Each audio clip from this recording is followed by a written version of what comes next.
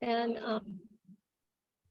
so we're starting the meeting, and we're going to first have Adam Wood, who's the secretary of the firefighters, local, what is it, 8? I can't remember. 798.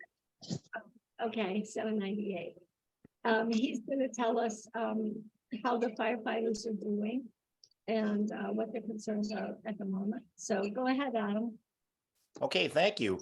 Yeah, with the discussion, it seems like it's going to center around some of the issues with street closures and traffic calming measures and the fairly extreme closures on Cap Street most recently, and how they affect public safety and fire response. So I'm going to focus my comments on Cap Street because that's the closest situation to my firehouse, which is Station 7 on 19th and Folsom Street. What's happened is that in order to slow down basically sex trafficking on Cap Street and the rush of customers for that business, the city has set up barriers essentially every other intersection on Cap Street. So it creates a series of one-way blocks. You can enter from one intersection, but the intersection on the next street is completely blocked with concrete barriers. And I think it has had an impact on the amount of sex trafficking on Cap Street. It has reduced it from where it was at its peak. So in that sense, it's been a success. And I want to say also, before I go into how it's affected public safety, as someone who's worked in that neighborhood at that firehouse for the last 25 years, I have tremendous sympathy with the neighbors and what they were going through. That level of sex trafficking, the traffic on the street has never, in my experience, been as extreme as it has been over the last 6 months. So I can see why the neighbors wanted an extreme response to it, and I completely sympathize with that. But to explain basically the trade-off for the solution that's been arrived at least for the time being, and public safety, I want to explain to you like how the fire department responds to a typical fire anywhere in the city and how this can disrupt those basic operations. So what'll happen if there's anything bigger than a small trash fire, a homeless tent on fire outside where you would just get one single engine, anything bigger than that. So an apartment on fire or a couple of apartments on fire, which has happened on Cap Street, unfortunately, many, many times. What will happen is you will get the closest fire engine and fire truck, the long ladder truck. They'll get there first, but they won't be the only units responding. So let's say, for example, there is a fire in the middle of the block between 19th Street and 18th Street on Cap Street, which is blocked now at 18th Street. You can enter it from 19th Street, but you cannot enter Cap from 18th Street. The engine in the truck from Station 7, where I work, would come up 19th Street. Let's say the fire was mid-block, say 350 Cap. That's the 300 block of Cap. Those two rigs would go take a right turn onto Cap Street, and they'd begin their operations. The engine has 500 gallons of water that it carries with it and 1,000 feet of hose, and the truck has its ladders and it has its axes, and they'd go to work. But that engine can't sustain fire suppression operations on its own. It depends on additional engines coming with additional water that can hook up to the nearest fire hydrant and supply that engine so they have a continuous supply of water. So those other engines would be coming from Sanchez and 14th Street. They'd be coming from 16th and Vermont. There'd be another truck coming from Sanchez and 14th Street. And if it was a true working fire, there'd be an additional engine coming from 26th and Church. Their main job is actually to stand by with their crew in case one of us gets in trouble while fighting the fire. With only one way in and one way out to that block on Cap Street, all those rigs are now forced to enter and exit through that funnel to get to the location mid-block. Whereas without the barriers, they have the flexibility to come in from both sides, back down the streets, lead out. And so what you're going to end up with is a drastic increase in the amount of time it takes to get essential apparatus to the fire in order to sustain firefighting operations.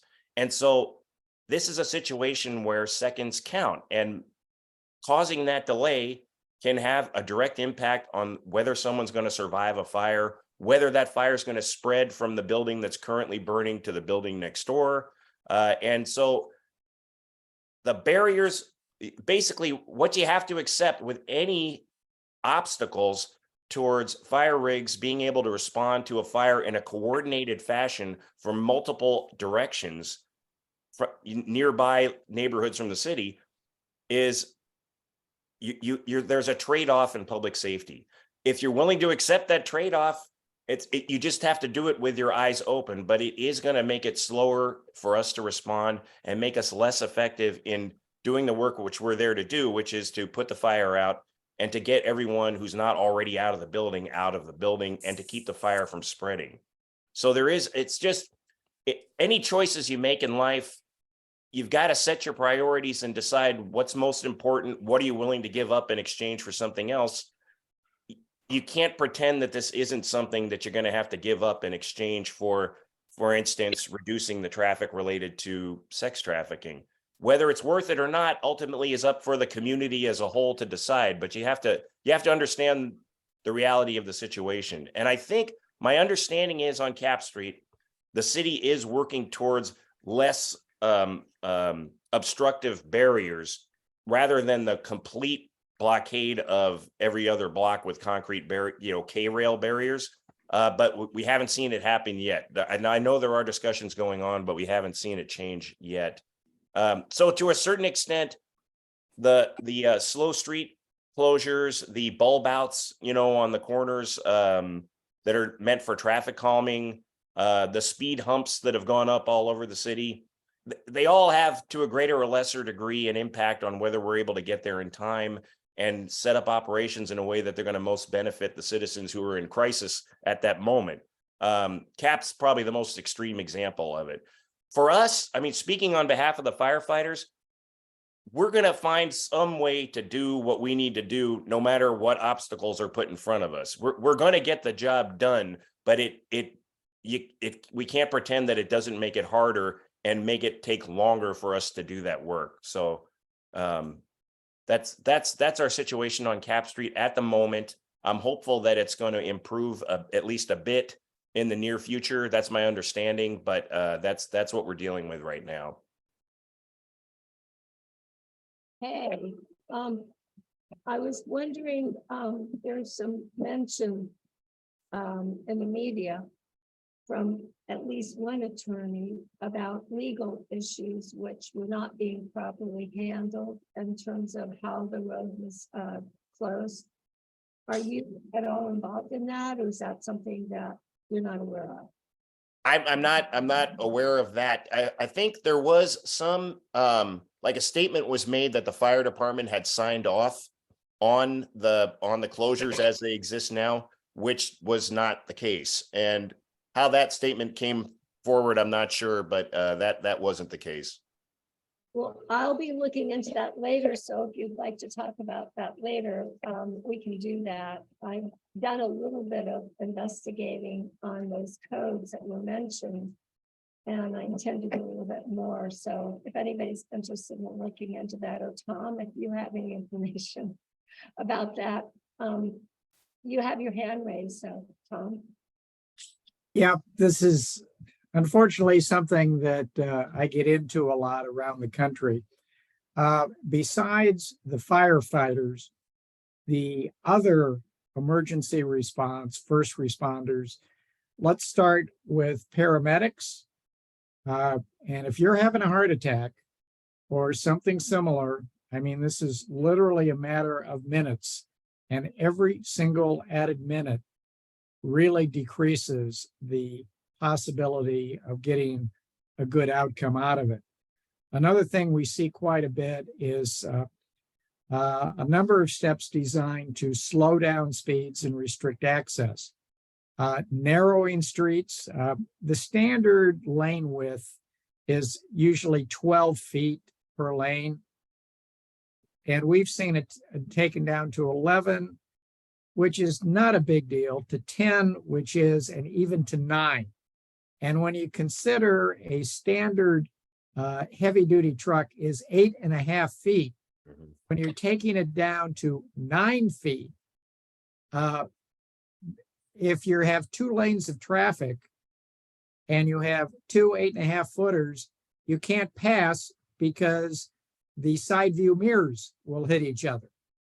And then if you have to curve it all, if you have to saw them back and forth, it is a huge problem, particularly with the ladder. So we get into a situation where the paramedics and the fire department, and of course the police department as well, although let's just say that patrol officers are known as being fairly aggressive in their driving techniques to get to someplace, really gets into an issue at some point where it's just, we can't get in there.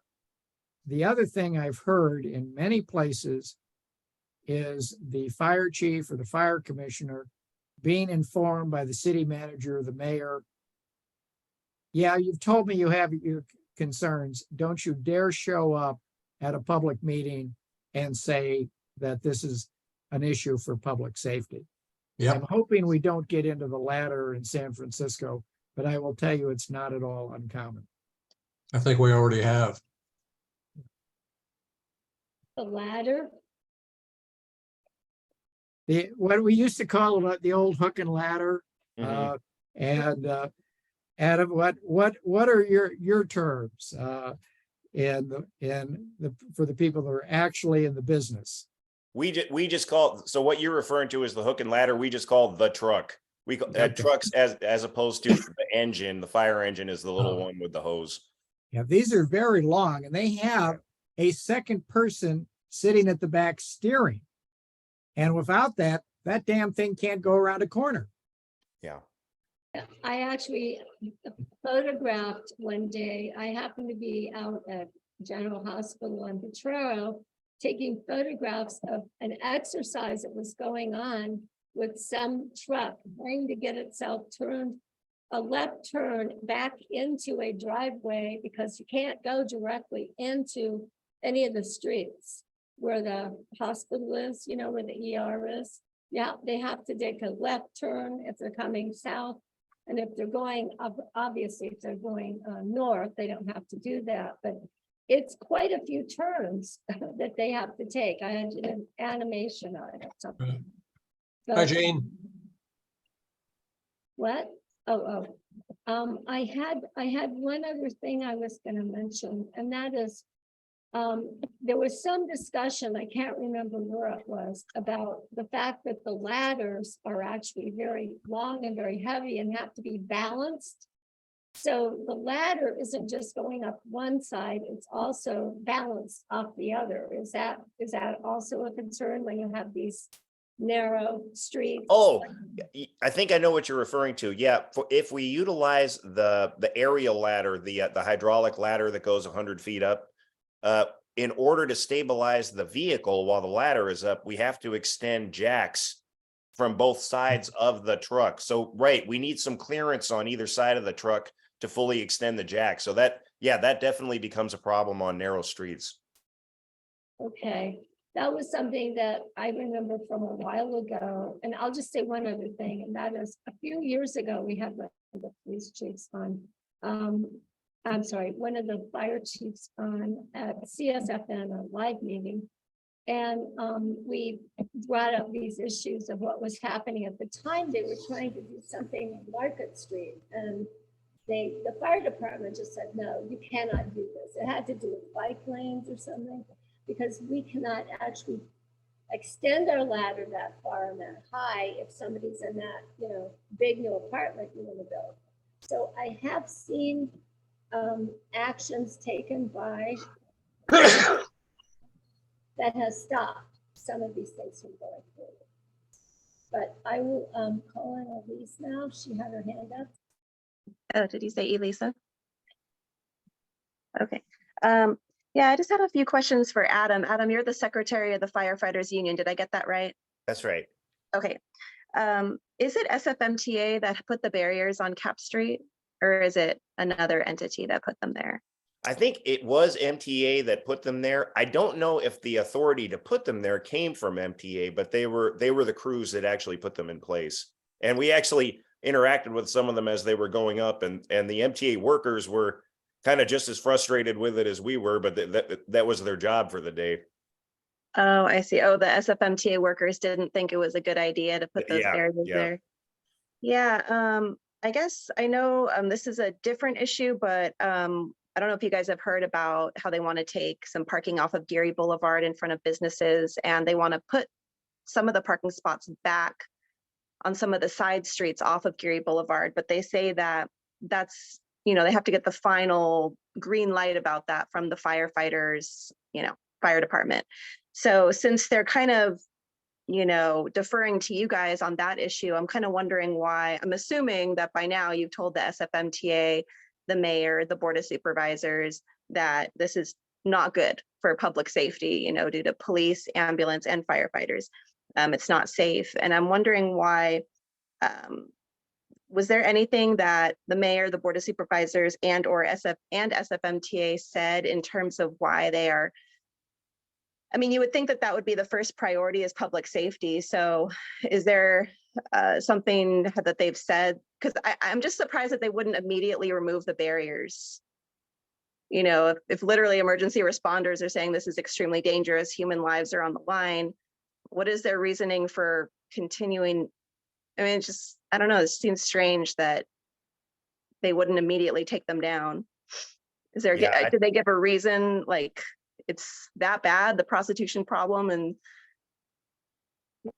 I think there was a lot of political pressure related to the prostitution problem, which again, as I said, had gotten to a very extreme level that I could see why the pressure came.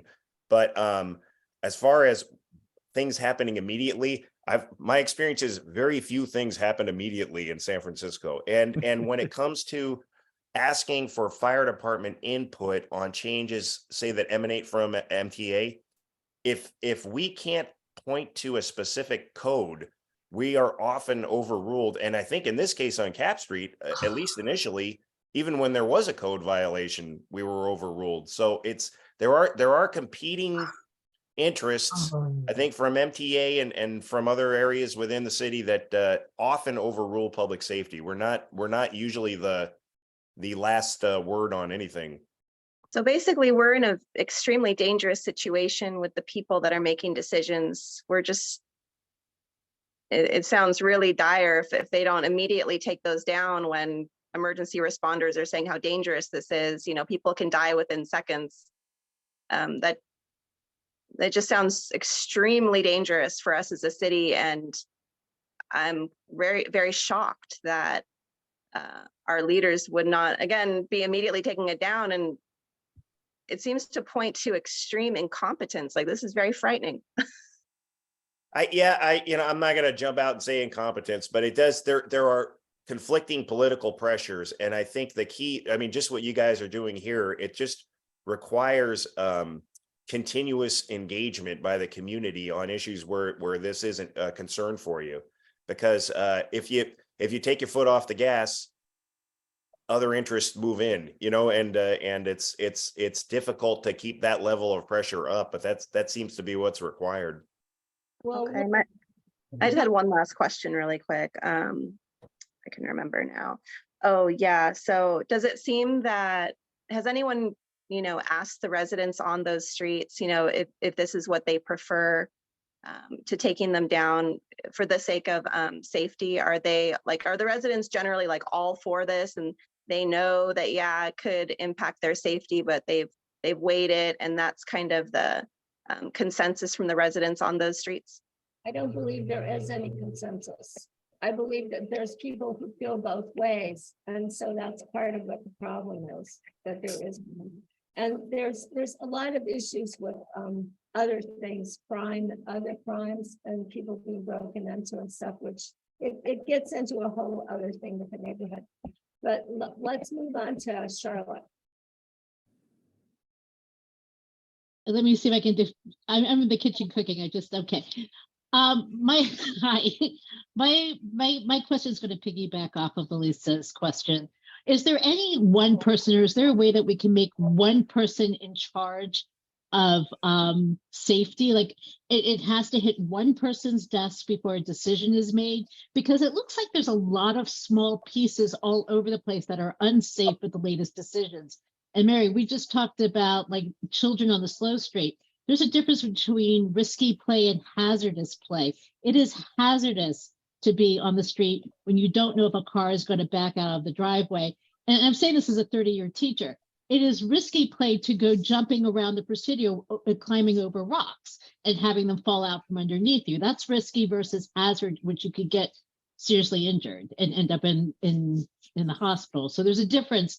And nobody is clarifying this for all the parents who are fighting to close the streets down for their children. We have too many houses. This isn't suburban USA.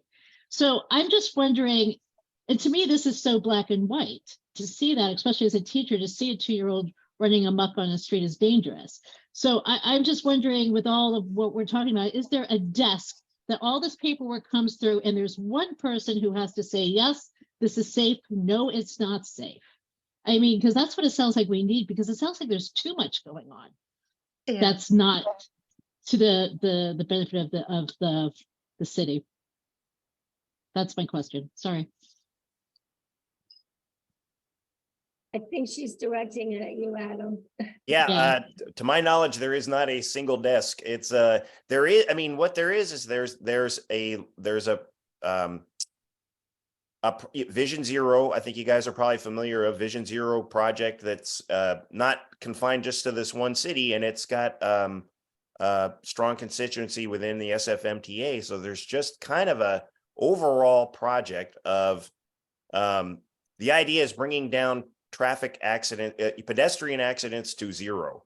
And so a lot of the decisions that are being made, this is separate from what's going on with Cap Street, which was more specifically related to the sex trafficking situation. But all of the slow streets, the traffic calming, the narrowing of streets, it's basically meant to take cars off the road and make them safer for pedestrians.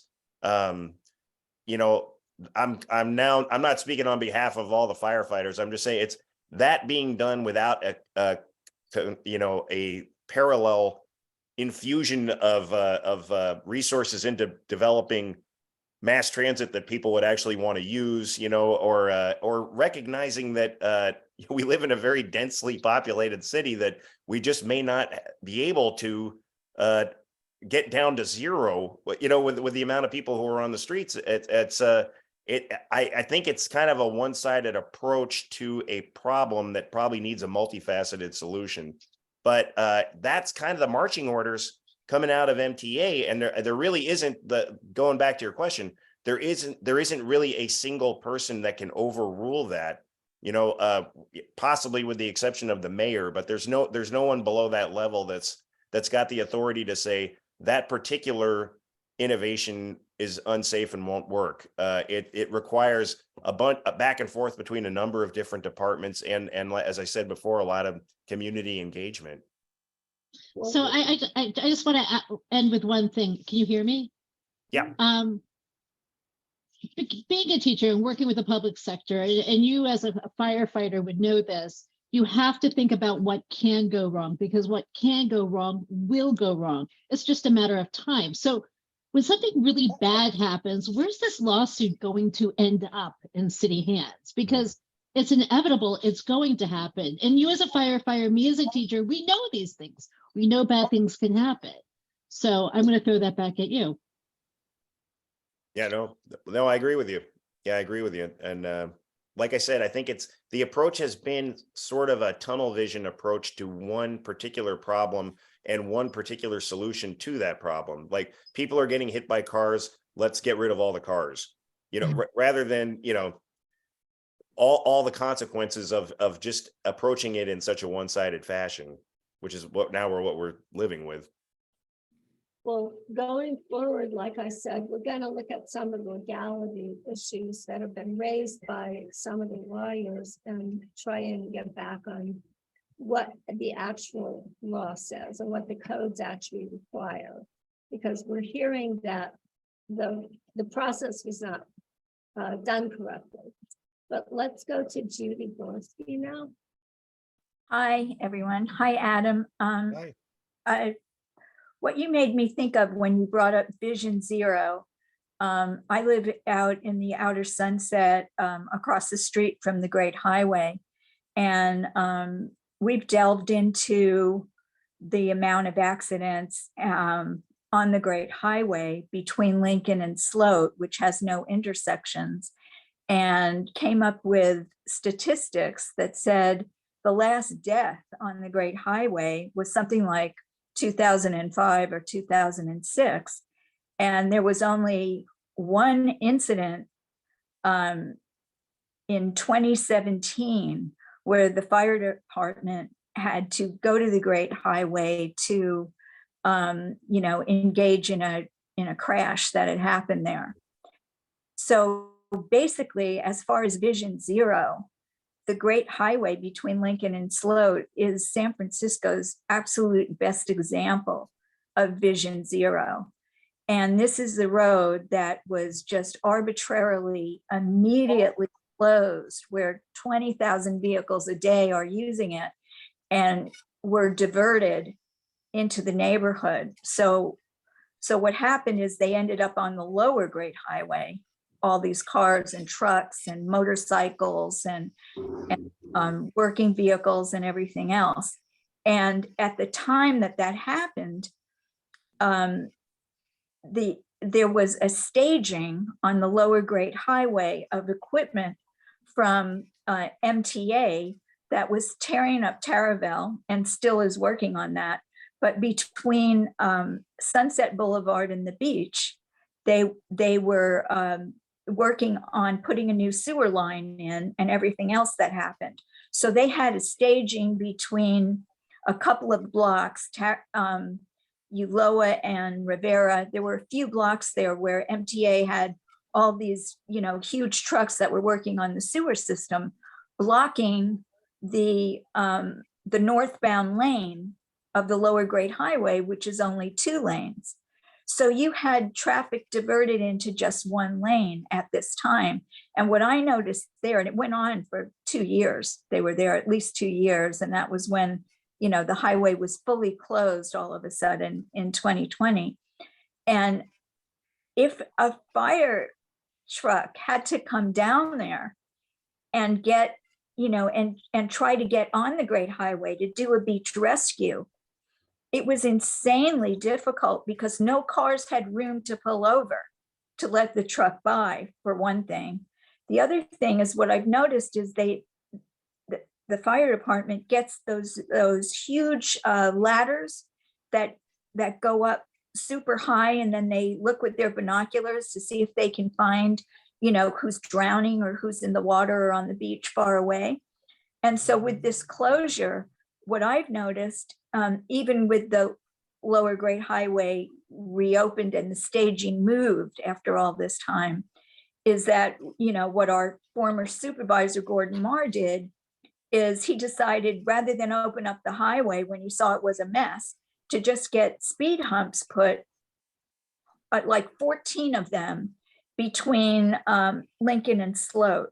So now I know an Outer Sunset resident has gone around to some of the fire stations and talked to some of the firefighters and a chief, and have found the same information, off the record, of course, because nobody is supposed to talk to anybody.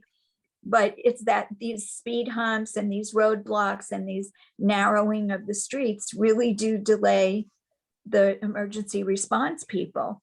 And so now what I understand, and what I really do want to say, is that our firefighters are still doing a wonderful job protecting us, but it's been made more difficult and created delays in response time, especially in my neighborhood, by this closure of the Great Highway.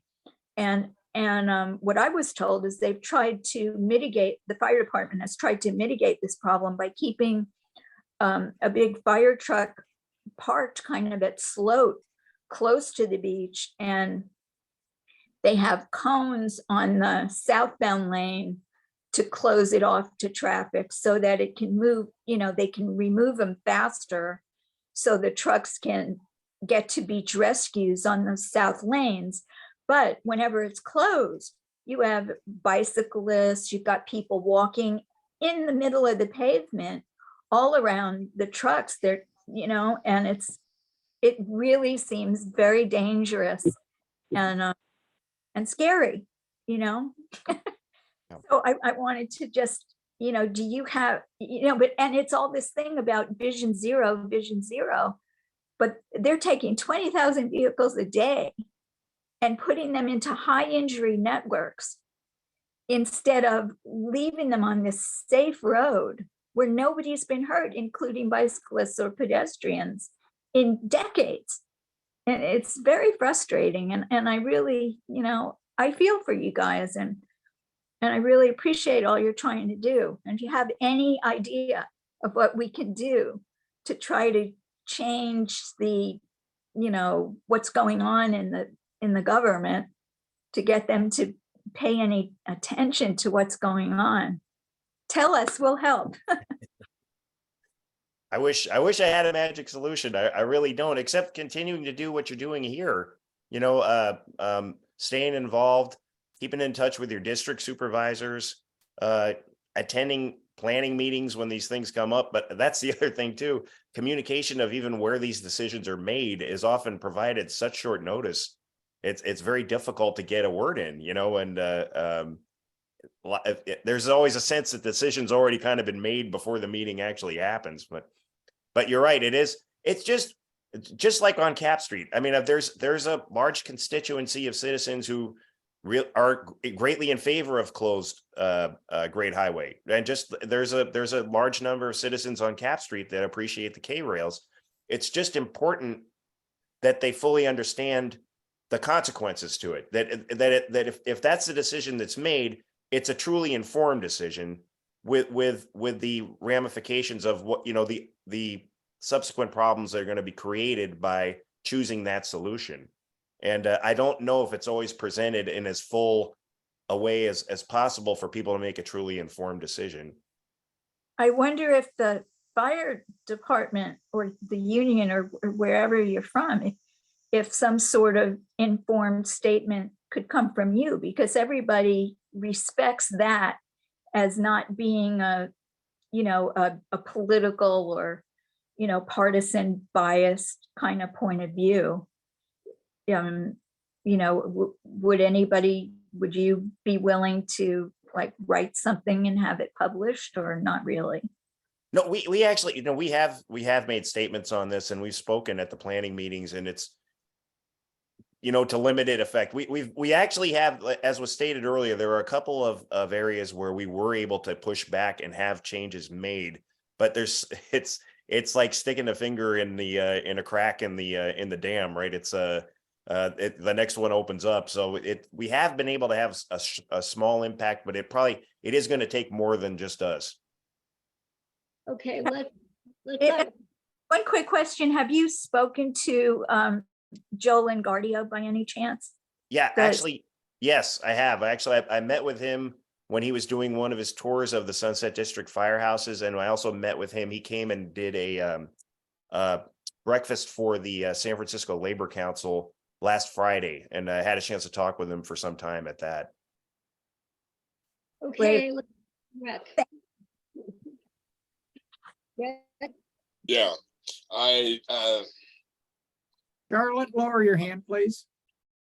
I agree with all of this, but I want to add my perspective of reality, and that is, it is all political, and it's not just San Francisco, it's statewide, and we're up against very, very big powerful interests. Okay, we've all talked about, oh well, this is common sense. I think we can't expect common sense, our convenience, or even our safety to prevail, because it is so political.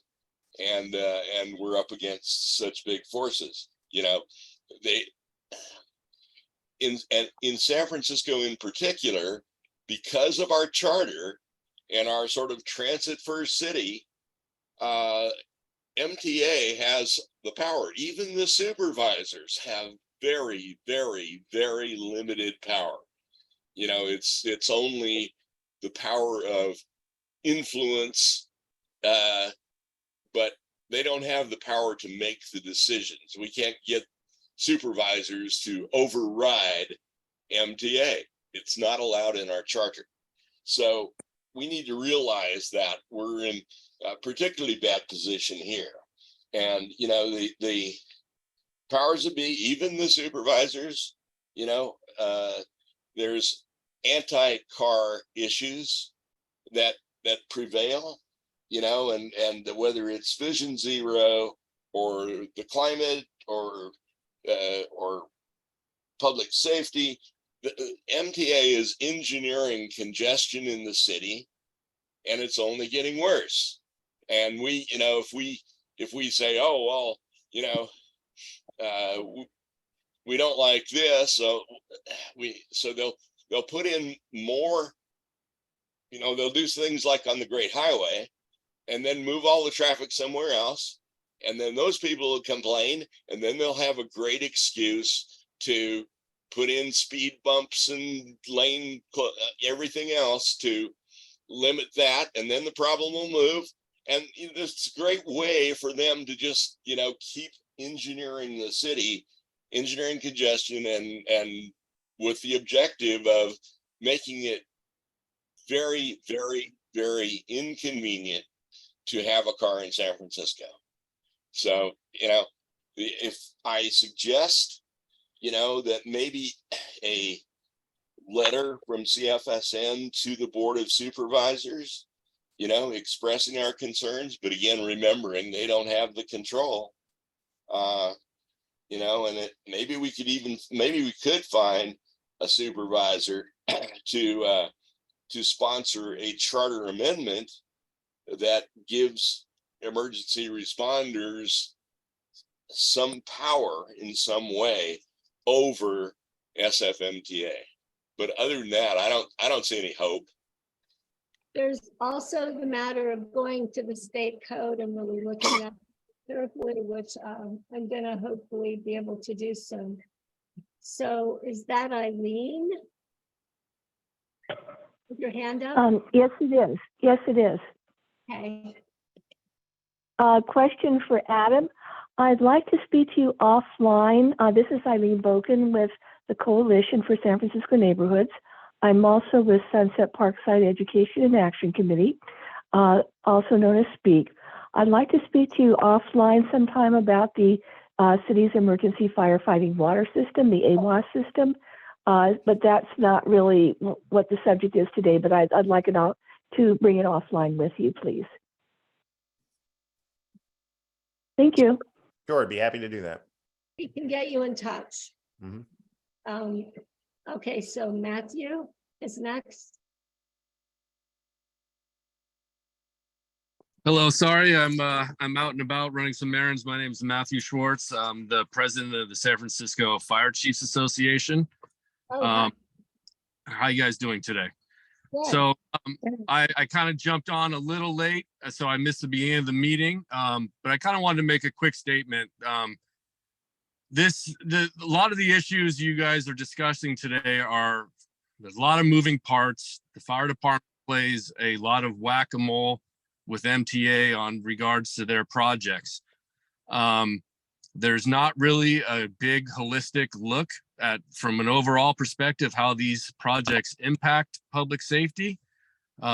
Really our success, and Adam Wood has really done a good job expressing some issues surrounding this, but speed and access are the two best things that we can have as firefighters and emergency medical responders. Time is of the essence. If you know, I think the recent stat I heard is 20, 30 years ago, you had 7 minutes to exit your house in a fire. Today, you have 3 minutes. So the abilities for our companies to get in there and provide redundant water sources, ladders to do rescues is worth its weight in gold. We are an insurance policy. It's hard to quantify our needs through data. And unfortunately, this subject gets looked at too much through a data lens. And, you know, from me sitting as the Fire Chief Association president, I have no influence by lobby groups, no influence by politicians. My number one priority is the safety of San Franciscans and making sure that as subject matter experts, we express what we think is best for that. And so we definitely have issues with some of the projects that MTA is doing. We have also worked with MTA on certain projects that help us.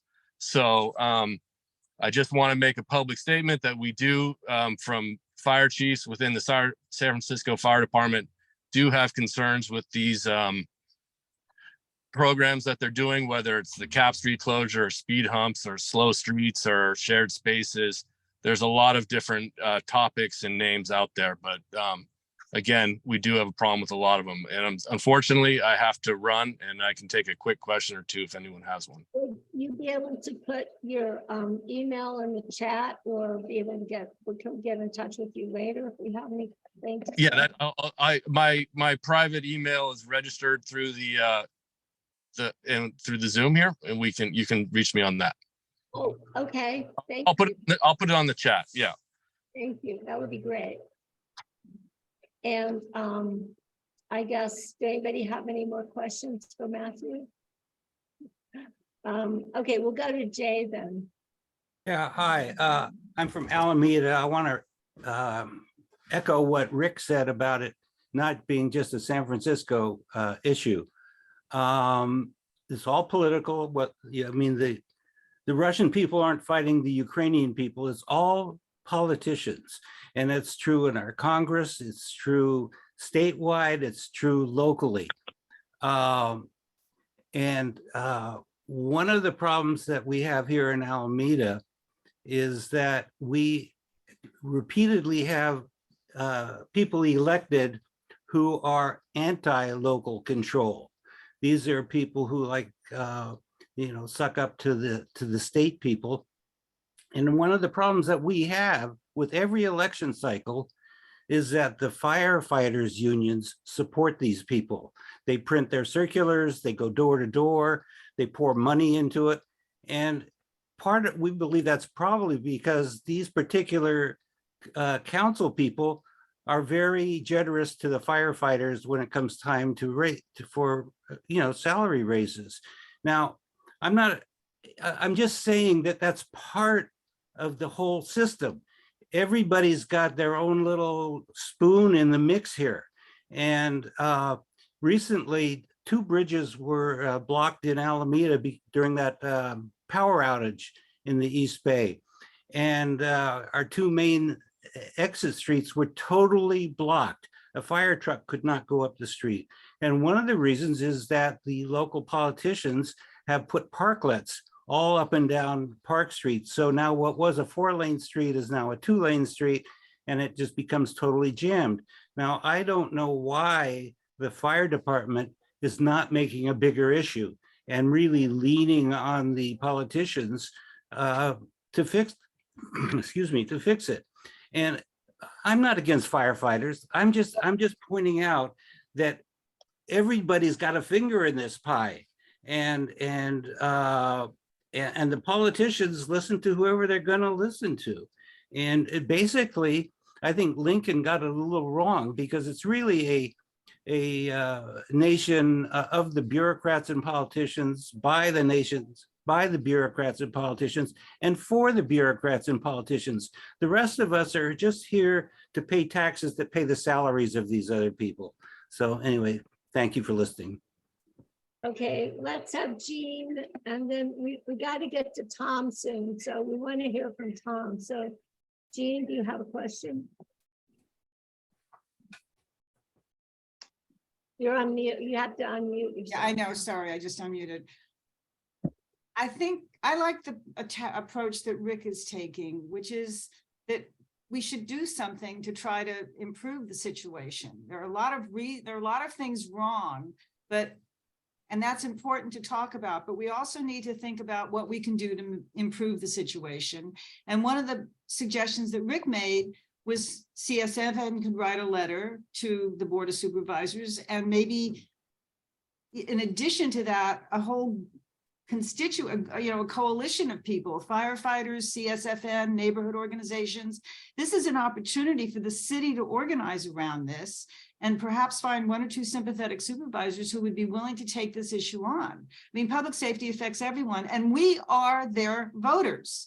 If they feel that there's enough pressure coming from their constituents, they may the supervisors may feel they have to take some kind of action. So I'm just supporting what Rick's recommended. I'm not quite as pessimistic as he is about this. There are a lot of really smart people in this room who have a lot of really good experience and information coming from different places. And I think this is an incredible opportunity to create something that could, be it's a work in progress right now, but it would eventually become some kind of a document that we could try to find some supervisor to support. And we're the voters. So eventually this is going to come back to us. And if they don't cooperate, maybe that's an opportunity to kick them out of office. It happened to Gordon Marr. People in the Sunset got fed up with what he was doing and they didn't reelect him. So voters do count, and we have to, that's the power that we have. So if we can move in the direction of taking some kind of action, I'd very much support it. But we also need to find people to run for office. So that's another problem. Mary, it's hard to hear you. I'm sorry. Is that better? Yeah. I'm sorry. We need to find people to run for office. And that was a problem that we've had for a while now. So that's another thing we're going to try and look into is mentoring people and supporting more people to fall into leadership roles. And I think we should go to Evelyn, and then we got to wrap this up pretty soon. Evelyn? Yeah, hi, everyone. This is Evelyn Graham. I just want to make a comment. The Vision Zero program it's a good program. Who can argue with no pedestrian accidents? I don't think anybody can, but the problem is the execution of the program, and that comes down to the leadership and the politics. And I agree with Rick. I guess you can't do much about the politics, but it's the execution of the program that, to me, is the crux of the issue, and that comes down to the director, quite frankly. The Vision Zero was in a program prior to the current directors coming into play. And I think, in my opinion, that's where the issue stands, because it's a really not a very good execution for what it's worth. Thank you. Okay, Dave.